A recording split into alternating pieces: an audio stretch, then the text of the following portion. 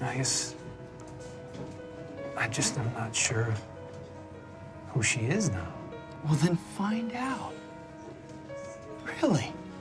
In wedding vows today, so often couples say, for richer, for poorer, for better, for worse, in sickness and in health. But because they're standing there in such a happy moment, they're not thinking sickness, they're not thinking death, they're not thinking poor. We walked into marriage with difficulties, and coming from a home where marriage wasn't modeled for me, I didn't know how to do marriage. I didn't know what it looked like. I had recently been divorced, and then we got married. I looked at life like there needs to be some freedom there for me, and Cheryl looked at life like there needs to be a relationship there, and the relationship needs to come first. I kept wondering, how are we going to get out of this here?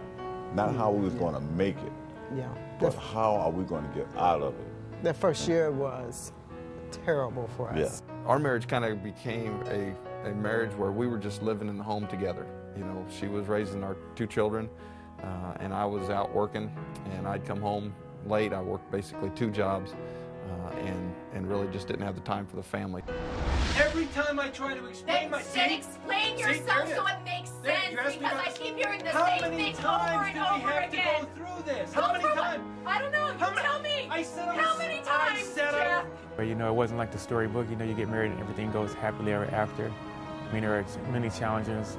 It was one of those times where we spent nights and nights, you know, talking and crying and arguing and not even coming to any kind of conclusions at all, and realizing we can't do it. We can't do it anymore. And it didn't feel like there was any hope. Sometimes it takes rock bottom for us to realize what we promised and go back to our promise, and then to get serious about investing in our marriage and our family and our relationship with God.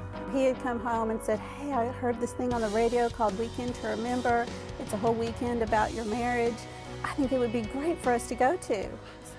No, I don't want to go. It's been a whole weekend talking about our marriage. We've been talking about it for the last 5 years. I didn't want to be there, and I didn't want to hear what they had to say, but I recognized that what they were saying was who I was. I really started to feel like there was some hope. But we went Friday night, and oh, wow, it was incredible. We thought we had talked about our marriage for the last 5 years. We hadn't even hit the surface. The conferences do meet everybody where they are, and they're still great for people that have great marriages, and I think it allows God to take it to a next level. And that's what it did for us. Things were going good, and then God said, I want you here. For men, this is an opportunity to tell your wife, you mean more to me than anything. Let's spend this weekend together, and let's work on our marriage. We knew right then that we were going to start this all new, and didn't matter what the past was.